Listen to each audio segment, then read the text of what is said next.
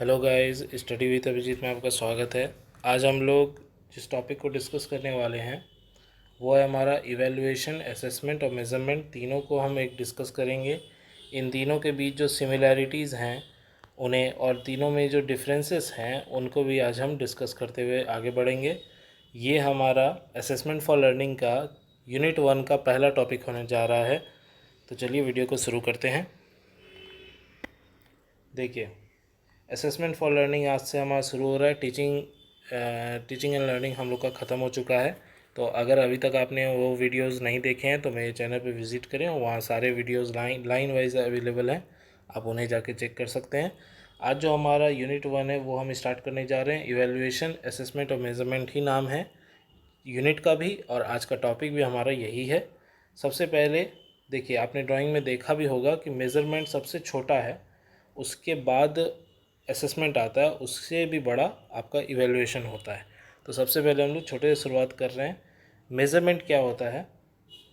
Measurement refers to the process by which the attribute or dimension or characteristic of some object are qualified. Quantity is always expressed in numerical terms. तो numerical terms में हमेशा measurement को हम लोग measure करने के लिए हम लोग इस्तेमाल करते हैं। मेज़रमेंट का आप पता ही है होगा आपको, किसी भी चीज़ को मेज़र करना हो, वो आपका एज भी हो सकता है, वेट हो सकता है, वो आपका हाइट हो सकता है, या फिर वो आपका टाइम हो सकता है, कुछ भी हो सकता है।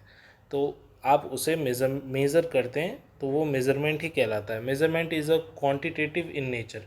क्वांटिटेटिव है क्योंकि वो नंबर में है। 15 ईयर, 6 फीट, 60 kg, 2 आवर्स, तो ये सब क्या हो गए?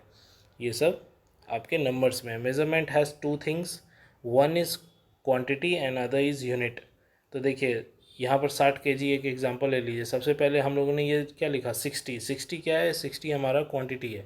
और फिर हम लोगों ने लिखा केजी क्या है? वो हमारा यूनिट है मेज़रमेंट का।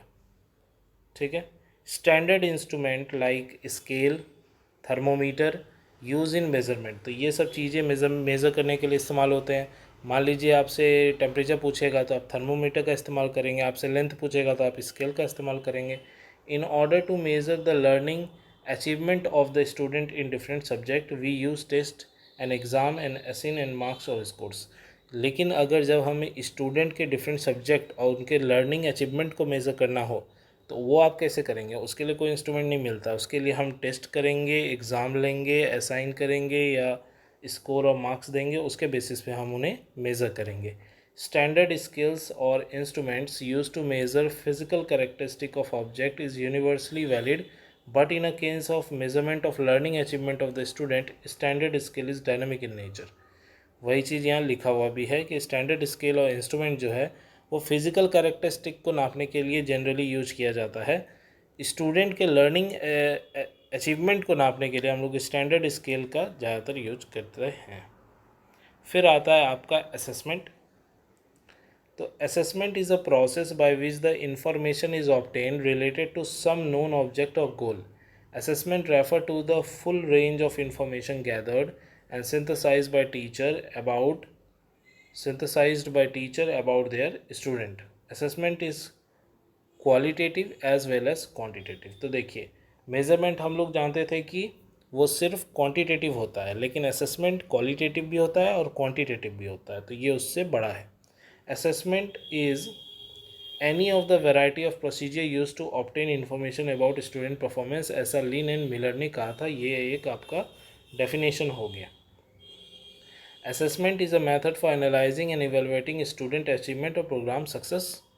Assessment include all those activities undertaken by teacher and by the student in assessing themselves, which provide information to be used as feedback to modify the teaching and learning activity. तो teaching और learning activities को modify करने का काम ये करता है, कहीं ना कहीं हमें feedback देता है वो सारे informations का जो कि हमें ज़रूरी है in which they are engaged। तो असेसमेंट में वो सब एक्टिविटीज़ आ जाते हैं टीचर के द्वारा किया जाने वाला और स्टूडेंट के द्वारा परफॉर्म करने वाला, जिसके मदद से हम एक फ़ीडबैक तैयार कर पाते हैं टीचिंग लर्निंग एक्टिविटीज़ को देखकर कि स्टूडेंट का कितना डेवलपमेंट हुआ है। फिर आता है हमारा इवैल्यूएशन। ये सबसे बड़ा है, इन दोनों से बड़ा है, असेसमेंट मेज़रमेंट दोनों से। Evaluation refers to the value judgment, यहाँ पर वैल्यू जजमेंट का यहाँ ज़्यादा जोर दिया गया है about the phenomenon taking into consideration the quantitative information and the qualitative information collected on it over a particular period of time। तो इसमें भी क्वालिटेटिव क्वांटिटेटिव दोनों आ जाते हैं।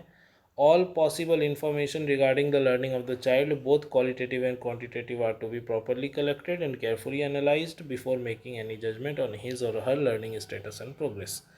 मतलब कि पहले उससे रिलेटेड, स्टूडेंट से रिलेटेड क्वालिटेटिव और क्वांटिटेटिव इन्फॉर्मेशन को हम लोग कलेक्ट करते हैं, फिर उसे केयरफुली एनालाइज्ड किया जाता है, फिर हम जजमेंट बनाते हैं कि उसकी लर्निंग स्टेटस कैसी है। इवैल्यूएशन के अंदर जो है 3 चीज़ आती है, क्वांटिटेटिव, क्वालिटेटिव इन्फॉर्मेशन और वैल्यू जजमेंट, जबकि असेसमेंट के अंदर सिर्फ ये 2 पार्ट आता था। और अगर मेज़रमेंट देखेंगे आप तो वो उसमें सिर्फ ये पार्ट आता है, क्वांटिटेटिव।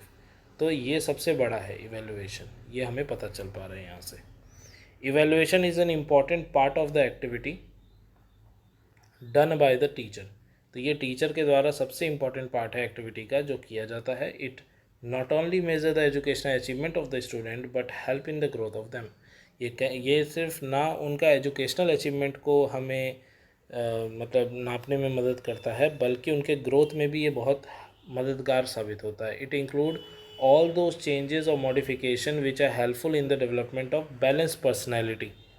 ये कहीं ना कहीं एक बैलेंस पर्सनैलिटी के डेवलपमेंट में बहुत कारगर साबित होता है। Quantitative information is collected with the help of testing devices like unit test, monthly test, seminar, half yearly exam, annual exam. तो देखिए, जो भी क्वांटिटेटिव इन्फॉर्मेशन चाहिए होता है स्टूडेंट के स्कोर का, उसे हम ये सब तरीके से पता कर लेते हैं, यूनिट टेस्ट लेकर, मंथली टेस्ट लेकर, सेमेस्टर का टेस्ट लेकर, या हाफ ईयरली या एनुअल एग्ज़ाम लेकर। और व्हेन द टेस्ट और exam is taken, the score और the marks are awarded to the student at particular subject. इस तरीक़ा से हम क्वांटिटेटिव इन्फॉर्मेशन जुगाड़ करते हैं। क्वालिटेटिव इन्फॉर्मेशन के लिए हम क्या करते हैं, तो qualitative information like pace of learning, slow learner, fast learner, average learner, learning difficulty and cause of learning difficulty faced by the particular student during learning of particular concept, differ learning styles adopted by the particular student। अब ये classroom में जो activities हो रहे हैं student के द्वारा, कि वो स्लो लर्नर है कि फास्ट लर्नर है कि एवरेज लर्नर है, या उसे लर्निंग में कोई डिफ़िकल्टी आ रही है कि नहीं, किसी कंसेप्ट को समझने में दिक्कत हो रहा है कि नहीं, उसका लर्निंग स्टाइल कैसा है, तो ये सब चीज़ें उसके क्वालिटेटिव इन्फॉर्मेशन को कलेक्ट करने में मदद करती है। These informations are properly gather and analyse it. After analysing, interpretation and judgement is made regarding the learning status और progress of the child and the whole process is known as evaluation. जब ये सारा information मिल जाता है तो उसे अच्छे से एनालाइज किया जाता है, इंटरप्रिटेशन किया जाता है, फिर एक जजमेंट बनाया जाता है कि स्टूडेंट का परफॉर्मेंस कैसा है according to their learning status और प्रोग्रेस, और तब हम उसे कहते हैं इवैल्यूएशन। तो इवैल्यूएशन सबसे बड़ा प्रोसेस है। अब देख लेते हैं कि इन तीनों के बीच में सिमिलैरिटीज़ क्या हैं। तो देखिए, ये है सिमिलैरिटी। ऐसे ही आप एक टेबल बना लीजिएगा मेज़रमेंट, असेसमेंट और इवैल्यूएशन का। Measurement equal to quantity, assessment equal to quantity plus quality, और evaluation equal to quantity, quality and value judgement. ये हो गया आपका पहला नंबर। दूसरा, ये नैरो कंसेप्ट है, आपने जैसे पढ़ा मेज़रमेंट सबसे छोटा होता है, तो ये नैरो, ये ब्रॉडर देन मेज़रमेंट, यानी मेज़रमेंट से बड़ा है, और ये ब्रॉडेस्ट है, तीनों में सबसे बड़ा है। तो ये तो ड्राइंग में ही आपको दिख गया था। तीसरा पॉइंट है कि ये कंटिन्यूस प्रोसेस नहीं है, नॉट अ कंटिन्यूस प्रोसेस। ये भी कंटिन्यूस प्रोसेस नहीं है, बट ये कंटिन्यूस प्रोसेस है। इवैल्यूएशन कंटिन्यूएशन प्रोसेस है। चौथा पॉइंट है न्यूमेरिकल वैल्यूएशन।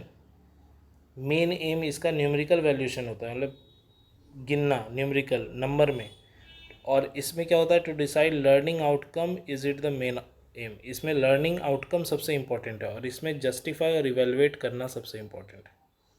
तो ये हो गए इसके सिमिलैरिटीज़। अब देख लेते हैं इसके डिफरेंसेस क्या हैं। देखिए, डिफरेंसेस में सबसे पहले तो मीनिंग, तीनों का मीनिंग अलग अलग होगा। Measurement refer to the process by which attributes dimension of some physical object are determined. कुछ फिजिकल ऑब्जेक्ट ही खाली इसमें डिटरमाइन हो पाते हैं। Assessment is a process of collecting, reviewing, using data, purpose of improvement in the current performance. उसके performance में क्या इम्प्रूवमेंट हो रहे हैं उन्हें कलेक्ट करने के लिए असेसमेंट का इस्तेमाल होता है।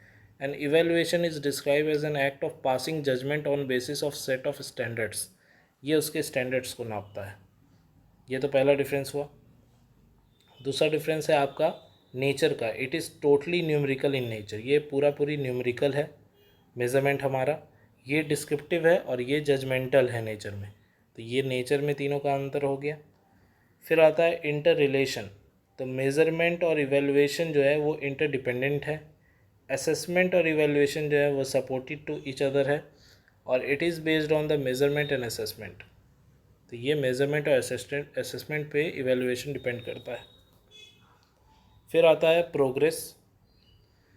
It answer to how much progress, ये कितना प्रोग्रेस हुआ वो आंसर हमें मेज़रमेंट से पता चलता है। It collect the information to describe the progress, और ये हमें वो इन्फॉर्मेशन देता है जिससे हमें प्रोग्रेस कितना हुआ है वो डिस्क्राइब कर सके। और it give information to progress, information of progress, यानी प्रोग्रेस का इंफॉर्मेशन देता है इवेलुएशन। ये हो गया प्रोग्रेस। फिर आया रिलेटेड टू। ये ऑब्जेक्टिविटी से रिलेटेड है, ये टेंजिबल थिंग से रिलेटेड है और ये इनटेंजिबल थिंग से रिलेटेड है। यूज़ क्या है इसका? Measurement of numerical information. Numerical information का मेज़रमेंट करने में इसका यूज़ होता है मेज़रमेंट का। Activity and description of the fact, यानी कि किसी भी फैक्ट का एक्टिविटी और डिस्क्रिप्शन के लिए हमें असेसमेंट हेल्प करता है। और quantitative and qualitative integrally give opinion, तो ये कहीं ना कहीं इवेलुएशन हमें देता है। प्रोसेस कैसा है? तो मेज़रमेंट एक लिमिटेड प्रोसेस है क्योंकि ये सबसे छोटा है। Data collection at high extent, assessment में डाटा कलेक्शन बहुत ज़्यादा होता है और ये एक इंक्लूसिव प्रोसेस है। ये सब आपको याद करते चलना है। फिर आता है आपका description. It describe the fact, measurement जो है वो फैक्ट को डिस्क्राइब करता है। असेसमेंट जो है it give valuation for the fact, ये कहीं ना कहीं फैक्ट जो होते हैं उसको वैल्यूएशन देता है, वैल्यू देता है। And it describe the standard of the value given to the fact, और ये जो है उस फैक्ट को दिया जाने वाला वैल्यू का एक स्टैंडर्ड मेंटेन करता है। तो ये था इसके डिफरेंसेस। आज हम लोगों ने कवर किया मेज़रमेंट, असेसमेंट और इवैल्यूएशन को, उनके डिफरेंसेस पढ़े, उनके आपके सिमिलैरिटीज़ क्या हैं उन्हें डिस्कस किया, और उन तीनों को भी हम लोगों ने अच्छे से डिस्कस किया। अगर आपको वीडियो पसंद आया हो तो प्लीज़ वीडियो को लाइक करें, चैनल को सब्सक्राइब करें और बेल आइकन प्रेस कर दें ऐसे रेगुलर वीडियोस पाने के लिए। Thank you for watching. मिलते हैं अगले वीडियो में, तब तक के लिए गुड बाय।